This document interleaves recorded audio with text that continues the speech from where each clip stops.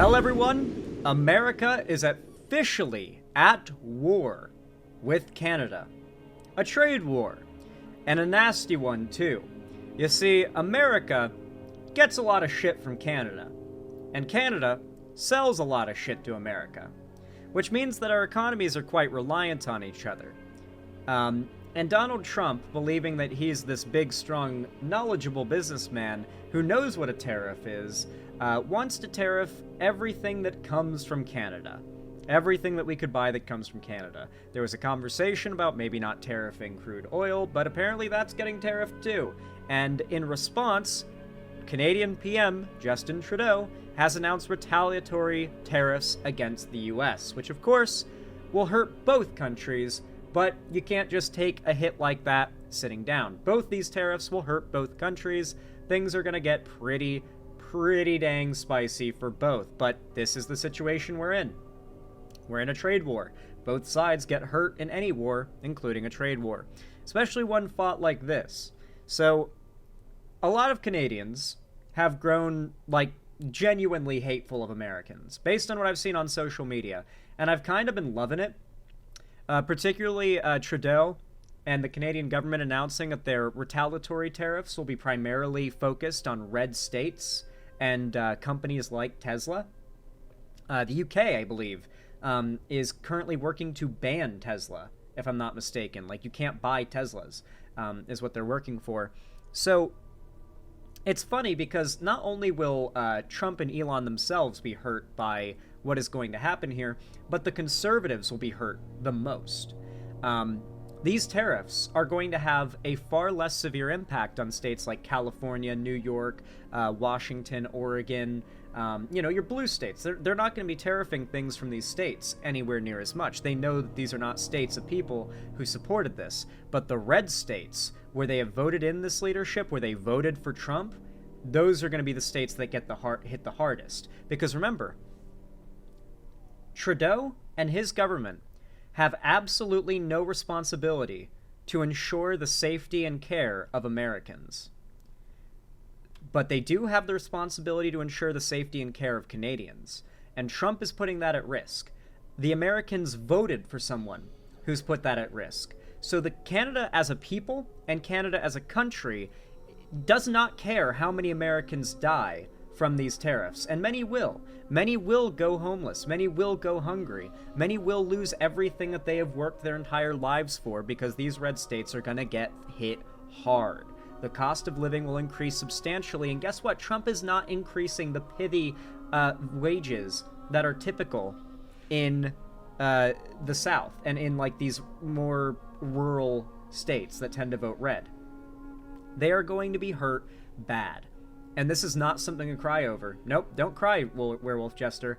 Like I've said since the day we found out Trump was becoming president, when red states get hurt extra bad as a consequence of their vote, we point and we laugh. And we tell them, that's what you idiots get. We tried to tell you. You know, recently Sean had put out a video about how lefties are too mean to conservatives. They treat conservatives like they're too stupid, and that's why the left is losing. I just don't really buy that talking point. Like, the go-to right-wing talking point for, like, the last 4 years has been that trans people on the left are pedophiles that want to kill kids, and somehow we're too mean to conservatives. It's like, dog, fuck that. No, we're not, no, nah.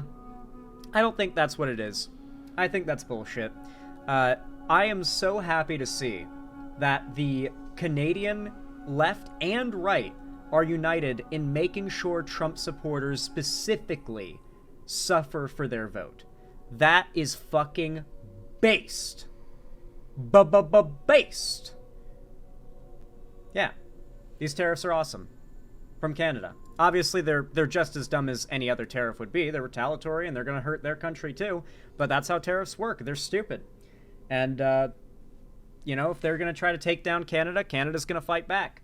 And, red states primarily are going to suffer the most for it.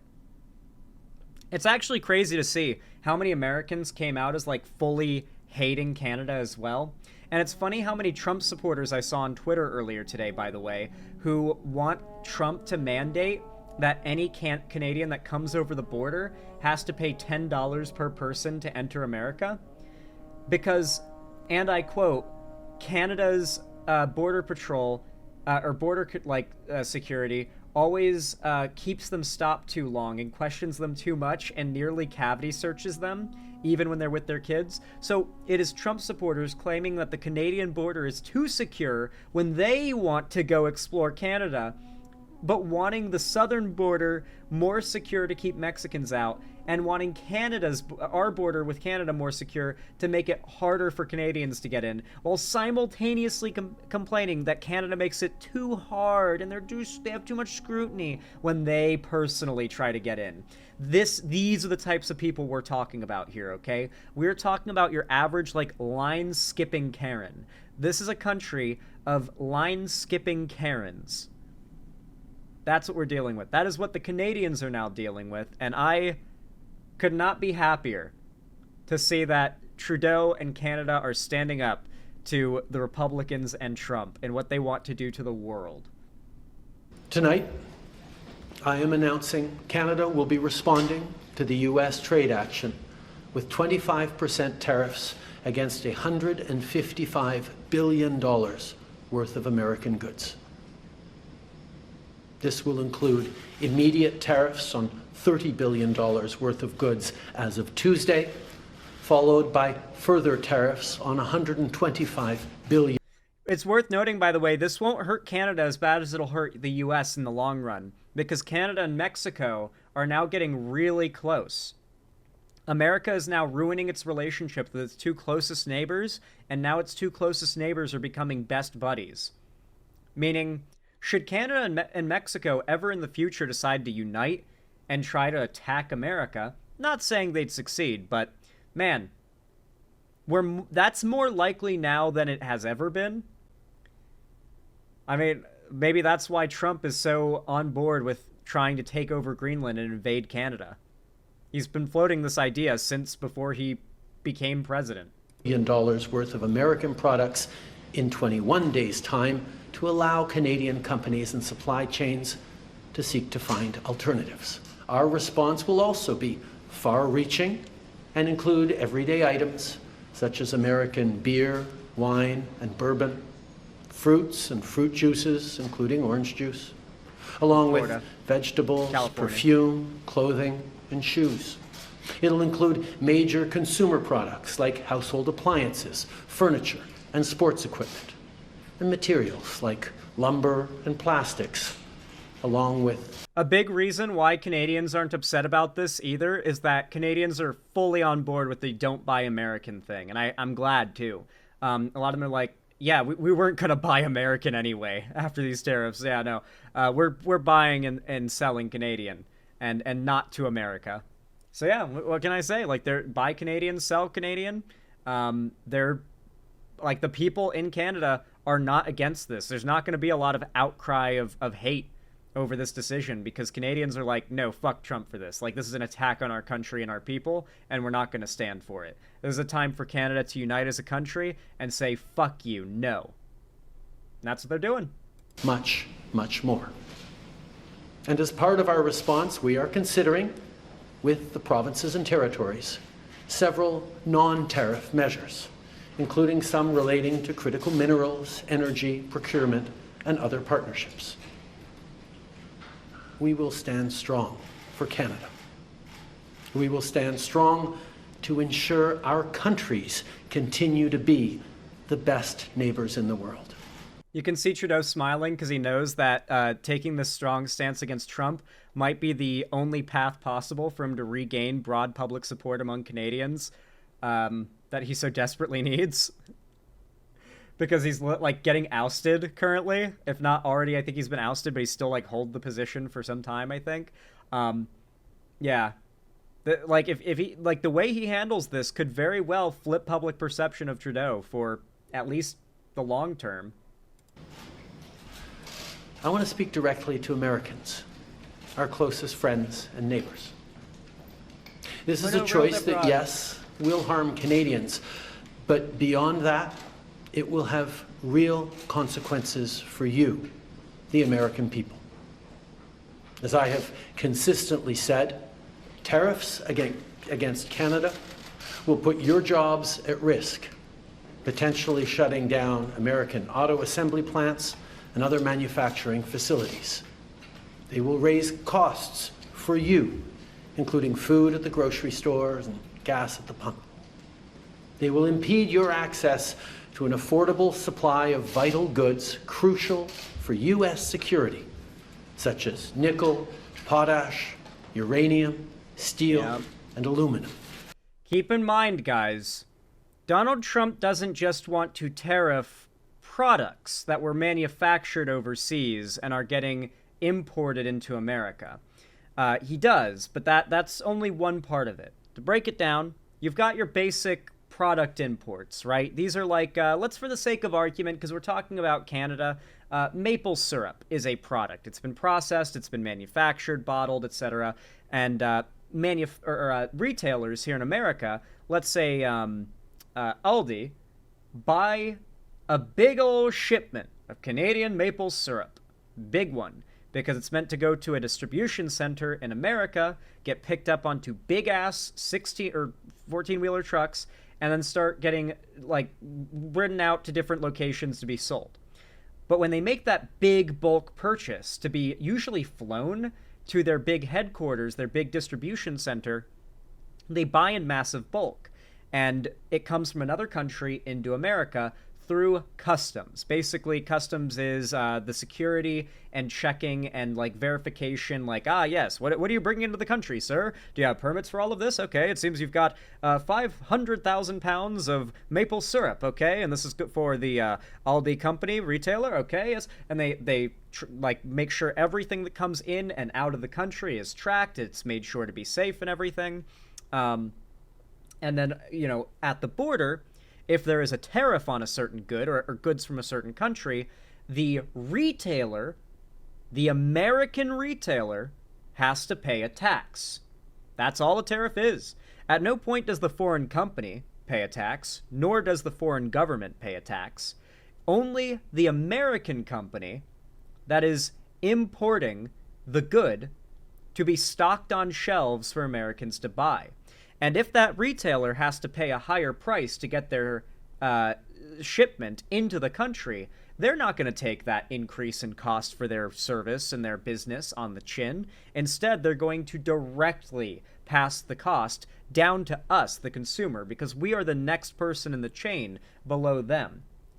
The manufacturer, then the retailer, and then us. Do you think the retailer is going to take that cost? Just let it hit their pockets and just be all good with it? Or do you think us, the retailer, are going to be the ones, or the retail purchaser, are going to be the one that ends up getting fucked? Yeah. But that's not all of it, though.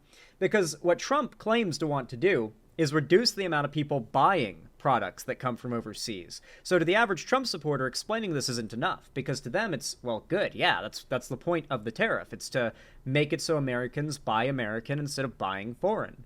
Now, forcing Americans to buy American by raising prices on things that aren't American and thus forcing Americans to pay more money for things is not very pro-American last I checked, but to Trump supporters, this is a good thing. But it goes deeper than that. The problem is we don't get to have American manufacturing if we do these tariffs, because Trump isn't just tariffing actual products. He is tariffing inputs as well. For those that do not know what an input is a raw resource needed to manufacture something. Famously, Trump tariffed Chinese steel years back in his first term. But it could be anything. Obviously, potash and the things that he listed before are all examples of things that we get a lot of, lumber, stuff like that. These are inputs. They're raw materials that need to be worked on by manufacturers to make something. And so if we're going to have a lot of U.S. manufacturing, we need a lot of materials to do so. And America may be big, but it's actually somewhat significantly limited in the amount of resources we can get, both in terms of the sheer scale and the variety. There are a lot of certain things at certain quantities and purities that you can't get a lot of in America and source from America. You have to source them from overseas, and the possession of those resources and the land it's on is land our allies own, that or owned by companies that are part of countries that are allies of ours. And so we trade with them. We buy those inputs from these companies, from like, I don't know, we buy silicon from a company in some other country where they've got a lot of silicon, and they ship it over, right? Obviously there's slavery and stuff too, but that's unrelated to this conversation. We need these resources to do American manufacturing, because we can't source them all from America on like a simple reality practicality level. We need the base raw materials from other countries. This is a fundamental of trade. You can play like video games, and this is a fundamental thing. Go back to like Age of Empires 2, or fucking, I don't know, like play Eco or something. You have to trade raw materials. You can't get everything from one place, and other people, other countries, and other places have things that we need if we're going to become a manufacturing superpower, much less hold ourselves up. Tariffing inputs, raw materials for manufacturing, is considered the dumbest thing you can do in all of economics, as like the president. I'm not joking. Tariffing inputs is so stupid that the idea of doing it is basically original to Trump. It's so stupid and such an out there concept. It's like, why would they put up a sign that says, don't shoot yourself in the belly button, and then like jump off a cliff? Because it's so hyper specific and obviously bad if you know like the basics of anything to do with economics. It's like no one even talks about how you shouldn't tariff inputs because it's so obvious. But now we're suffering from the fact that like lay people don't know what a tariff is. Lay people don't know that Trump's ideas for tariffs are like famously stupid. Like Trump is doing the economic equivalent of not even digging straight down in Minecraft. That's because like people, it's reasonable to think digging straight down in Minecraft might be a good idea if you're a newbie. But like what Trump is doing is like walking face first into a lava pool on the surface. And then he's going to act surprised when it burns his character. Like that's the only comparison I can think to make that most people understand as to how batshit insane it is that Donald Trump thinks it is a good idea to tariff inputs.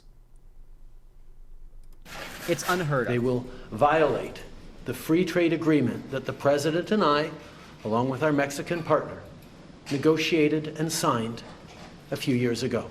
Together, we've built the most successful economic, military, and security partnership the world has ever seen. A relationship that has been the envy of the world. Yes, we've had our differences in the past, but we've always found a way to get past them. As I've said before, if President Trump wants to usher in a new golden age for the United States, the better path is to partner with Canada, not to punish us. Tonight, that's what it's all about, though. It's about punishing foreign countries. Something that you'll notice, especially nowadays on social media, is that Americans have gotten very blatant with how much they despise foreigners. Like most American, like a lot of American comedy has always been about how foreigners are inferior. And I don't even mean this in a racial sense, but like in a cultural sense. Like Europeans are often like, it's very common in America, like growing up to hear just very casual, like mean-spirited things about Europeans and people, like obviously racist shit you'll hear about Asians and stuff. We have a lot of humor that's like even lighthearted, like jokes about British food and whatnot. American culture is beyond exceptionalist about America and downright cruel towards not America. And this means that there's always been like the water was always pretty warm. You didn't have to boil it too warm with the frog in it to get to the point of like full-on bubbling, because like Americans have always considered Americans to be superior, America to be superior, and like anyone who is not American as not mattering. Like, why the fuck? Like, look at most Americans, ask them what they think about American tax dollars going to help any group that is not American, and you will see how much Americans not only don't care about like the plight of others around the world, but actively despise the idea of even lending a thought to those people. We are a very, very individualistic and by nature selfish culture. And this is really starting to show, because I think this trade war between America and literally all of our allies, and the response being so unanimous, like the conservative and liberal government of Canada are united on this. Speaking of which, the absolute monster, Poilievre, it's a French name, I can't with that, but he's a conservative Canadian guy, has called for emergency tax cuts to put Canada first and condemns Trump's tariffs. So obviously he's doing the tax cuts bit for like his conservative agenda, but even he is calling out Trump, because this is Trump is the enemy of Canada and the enemy of many of our allies in their view. And so there isn't even like a, yeah, we love Trump portion of the conservative like government in Canada. It's outwardly like, okay, so you're just declaring war on our country. You know, oh my God, guys, I have to check. Guys, you know who I need to know the opinion of on this situation? Lauren Southern, dude. I need to know what Lauren Southern's thoughts are on this. Surely she's tweeted about it.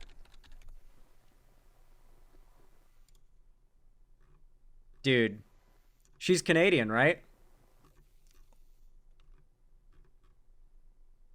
Oh no, she's been real quiet since like September, bro. Holy shit. Okay, well, she hasn't tweeted since before the election. Interesting. I was hoping there would be some like either like a massive revelation of, oh, I'm Canadian, now this Trump guy is basically like trying to destroy my home country, or there would be cope. I wanted to see which one it would be. Would it be copium to defend Trump as he attacks her own home country, or would she be like feel some level of patriotism? I'm really curious.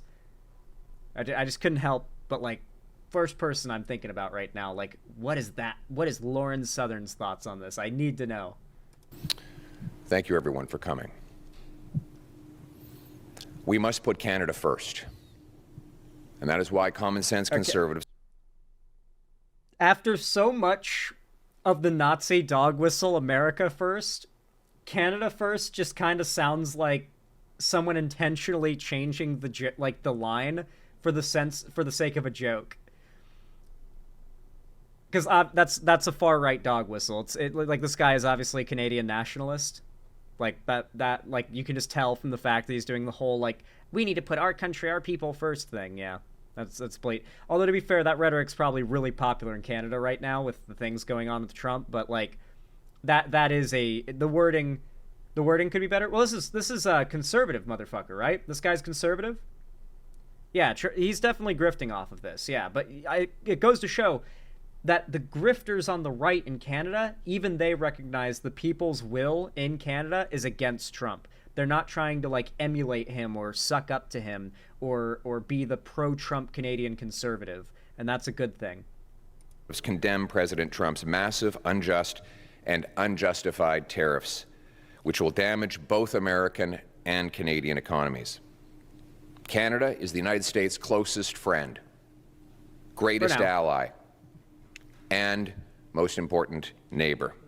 We share the longest undefended border. We fought alongside the Americans in 2 world wars, Korea and Afghanistan, where we lost 158. You do all the war crimes for us, so we don't have to be held accountable for them. It's great. Of our brilliant young men and women to avenge the attacks of 9/11 on New York and Washington. There is no justification whatsoever for these tariffs or this treatment. Canada will never be the 51st state. We are an independent, proud, and strong nation. Fuck this guy, but obviously I don't disagree with much of what he's saying here, because he's just objectively like speaking out against Trump's insanity. There's not really much to disagree with, obviously. I'm just trying to demonstrate to you guys that like Canada is united on this one, guys. Like, there's not much disagreement here. Trump is basically the a bipartisan issue of of dislike among Canadians left and right. It's great. I like to speak first to our American friends.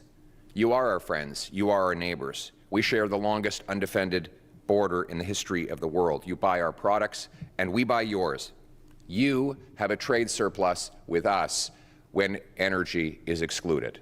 And when it is included, the deal is even better for you because you buy our oil and our gas at massive price discounts. Not because we're nice Canadians, but because here at home we've made really dumb decisions to prevent us from exporting our energy to any other countries. But either way, Americans are better off with this friendship. We share a continent. We share the same risks. America is like a big, spoiled baby at a dinner table that whines and cries and cries and cries and annoys everyone till it gets what it wants. And then everyone gives everything they have to the whiny, screaming baby to get it to stop screaming. And in response, it says, "You're not giving us a good enough deal. I'm going to take all your food. Like forever now." That's basically America. Like, we take and take and take. We get amazing deals with our allies like Canada.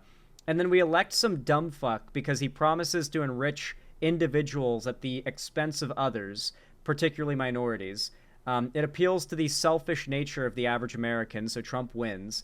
And now America is destroying the amazing, unfair deals that it's gotten itself because it demands better. Trump demands that we have an even more unfair advantage, you know? I heard someone say America is a spoiled 8-year-old kid whose birthday is every day. That's a good comparison. And the same potential enemies from around the world. Those kinds of enemies can metastasize into real dangers and actual attacks, as you saw suddenly and unexpectedly on 9/11. It's good to have friends when those sorts of things happen. And let me ask my American friends this question. Even if you believe in tariffs, how is it possible? That's the audio of the video, right? Not my computer fucking up? Okay, I think that's the video. Put a 25% tariff on Canada and only a 10% tariff on China. In what strategic mindset does that make sense? If it's to do with fentanyl, the fentanyl's coming from China. It's killing our people too. We both have to do more to stop it. But the fentanyl thing is like like everyone's so afraid of fentanyl, dude. It's actually insane. My old landlord was very nice, and one day he offered to give me a ride to the bank so I could like get my cash for paying rent. And I was like, "Oh, thank you. I don't have to walk. So nice." So I ride in the car with him, and you know, he's an older guy, and we're just talking, chatting on the way to the bank, and I was very thankful he was giving me a ride because I didn't feel like walking that day. It was a little bit cold out. That's actually why he offered the ride. But then he starts talking about how like his daughter's car was stolen once, and the police found it, and upon searching it, like part of the car tested positive for fentanyl. I guess they have some sort of tester that can detect it, like in the car, in the air, in the cushions or something. And apparently the police, like, quote unquote, this is what he said, had to burn it, like literally destroy the car and reimburse her financially for the lost car.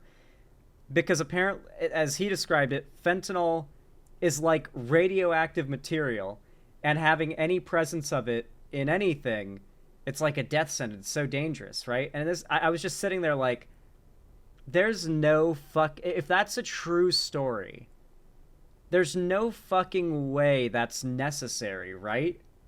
Like, there's no way that, like, you have to, like, it's so weird. Like, there was fentanyl in the car, like, it spilled maybe, or it was in the air, and it's such an amount that like the person who stole the car didn't die from it, but also you have to burn it because it's a deadly amount in the like.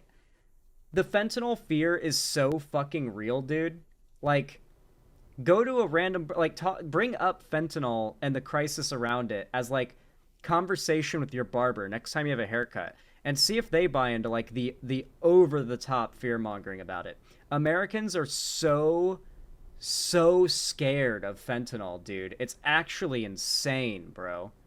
It's actually crazy. So yeah, for Americans, the idea that fentanyl is coming from south and north of the U.S. border, and we need to secure our borders to keep the fentanyl out, you're acknowledging what's an extreme solution. You're suggesting an extreme solution, what seems like a solution, to something people consider to be an extreme problem. But we can do more when we do it together.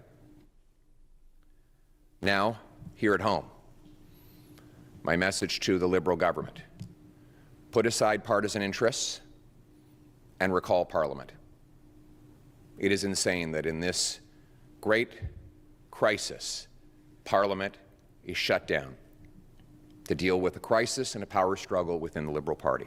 Let's put aside partisan, political interests and recall Parliament to pass into place a common-sense Canada First plan. And here's that plan. 1, we must retaliate dollar for dollar, carefully aiming those tariffs at maximizing the impact on American companies while minimizing the impact on Canadian. We must maximize the impact on American companies while minimizing the impact on Canadian consumers and businesses. Yes, you got it. Apparently, Canada's tariffs are going to be mostly focused at, like, obviously, Tesla's getting heavily tariffed the most. Apparently, like 100% tariff on Tesla.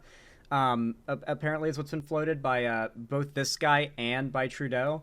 And then, of course, like the red states, the companies that are mostly based out of red states and mostly do their manufacturing and exporting from red states, they're going to be getting tariffed the hardest. They're going to be surgically tariffing the businesses, the companies, and the states, the industries and states that backed Trump the hardest. So on the bright side, if you're like a blue voter American in a blue state and a blue area, you're probably not going to get hit as hard by this, because the companies here are still probably going to be getting like I don't know, like Boeing is like the biggest company in Seattle, I'm pretty sure. So like Boeing's business is not going to be hurt with Canada at all, right? Like, there's like half this city is Boeing engineers. I don't think they're going to be too hurt by Canada's tariffs.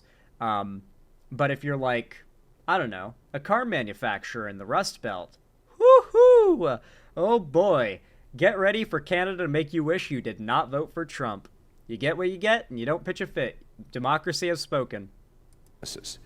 That means targeting U.S. products that A, we can do without, B, we can buy elsewhere, or C, best of all, that we can make here at home. That best example of that would be steel. Remember, conservatives will be, for the most part, the ones to get hit hardest in the coming years. Keep that in mind. Red states have the lowest wages. They pay the least in terms of taxes because they make the least. They have the worst education infrastructure. They have no social safety net systems on a state level because they elect Republicans. These are states that are going to be hit unfathomably hard during the next 4 years. Blue states are actually going to fare better. It's actually a rare case where the people responsible for what we're going to go through over the next 4 years are going to suffer the worst consequences unless they manage to break through their fear of cities and minorities and move to blue states to try and escape what the people they elected are doing to them. And aluminum. We make the best and cleanest steel and aluminum here, but we've lost a lot of jobs to... The righties will still blame it on U.S. Dems anyway. It doesn't matter. I just want to see them like suffer financial ruin due to Trump's policy. Like they're going to be upset and they're going to suffer, and that's funny. I think it's very important that lefties start taking more glee, joy, and whimsy in misfortune upon conservatives, because conservatives take nothing. There's nothing conservatives take more joy and whimsy from than the suffering of a minority or a liberal, or better of all, a liberal minority or a leftist minority. They like seeing someone like that talk about how they're suicidal, like right now, they're all posting about how like they're cheering about how there's been a record increase in suicide hotline calls for LGBT suicide hotlines. They've been posting the stats and celebrating how many LGBT people are suicidal. So when I tell you you need to take as much, if not more, joy in their suffering as they do in yours, I mean it, okay? Enjoying the suffering of conservatives who are truly bad people, and like it's like they deserve that. Like they deserve to have these bad things occur and for us to point and laugh for it. They've built a culture around doing that to the left, and it works really well. The left needs to do the same. Like when something horrible happens to a conservative, like it needs to be the point, like a laughing thing. It needs to be a joke, right? Like when Paul Pelosi, Nancy Pelosi's husband, was attacked and nearly killed, the right universally decided they're going to psyop a narrative about it having been a gay love affair that went wrong and turned violent.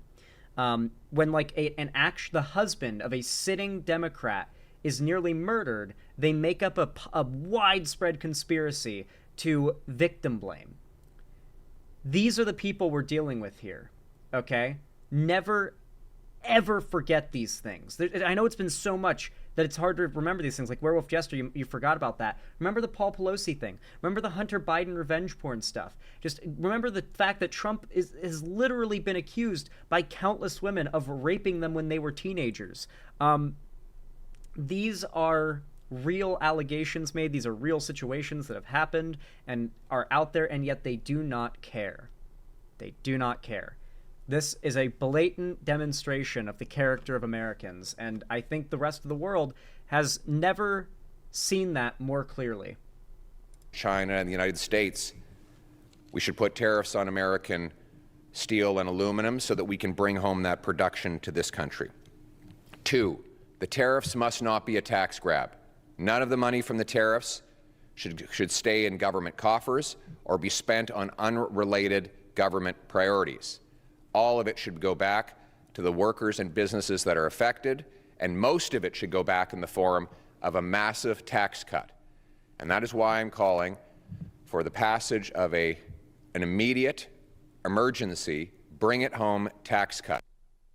The tax cut would be designed to save jobs, create jobs, crush inflation, and boost our economy. We need to cut taxes on work, investment. Someone over in YouTube chat is asking why their messages don't appear on screen. For those that don't know, you can read the little pop-up thingy right there on the top of the chat, on the top right. My website chat is what is on screen right now. It's where most people watch and chat. YouTube chat has people, but like I read it, but it's not on screen. The main chat is my website chat. That's the one you see on screen. So if you're in YouTube and you're like, why don't my messages appear on screen? It's because it's not the same chat. This is a different chat with the rest of my audience in it. Energy, home building, and making stuff at home.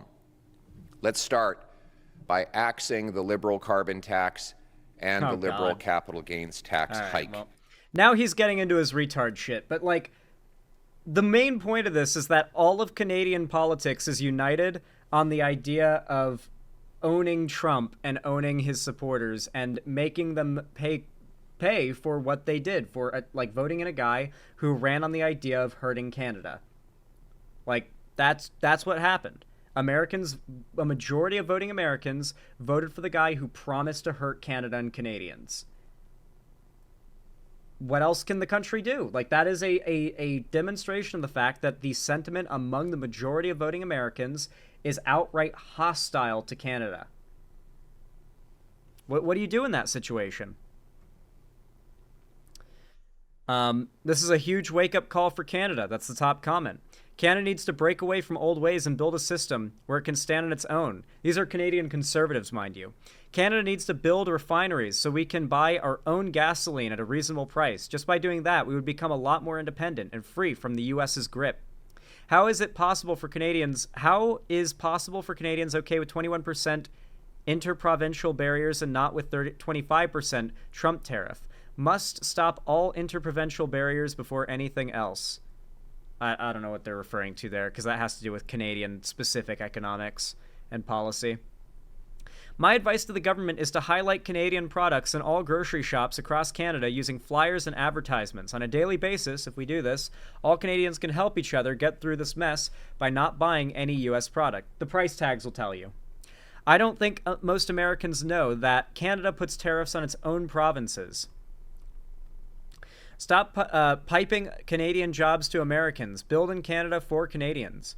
Canada needs to reinvent itself and become self-sufficient. It's so funny because now Trump has created an era where instead of all of our allies basically bending the knee to us and doing everything we ask with a smile, now we're destroying our relationships and essentially putting ourselves against the rest of the world and eliminating all of the benefits that make America so powerful. We just have an incompetent fool running things. Just how it is. Let's hope for the best and prepare for the worst. It's all we can really do. What can I say? Anyway, guys, if you enjoyed this segment, please consider leaving a like and a comment. It really does help a lot, especially if you are watching me live. I really, really do appreciate it. And of course, if you want to see more from me on YouTube, be sure to subscribe and ring the bell icon to turn on all notifications so that YouTube actually tells you when I go live or upload new videos, because otherwise they will not do so. And of course, if you want to see more from me on other platforms, you can follow my social medias, all linked down below in the description. And if you want to support me directly, financially, help me keep the lights on and a roof above my head here at the Xander Hall studio, then please consider donating, subscribing, or gifting a sub on my website, xanderhall.com/live, or support me through YouTube, Twitch, Streamlabs, Stream Elements, Patreon, or maybe even buy some Xander Hall merch through the Streamlabs link down below in the description. Regardless of how you support me, though, thank you so much for watching, as always, and have a good one.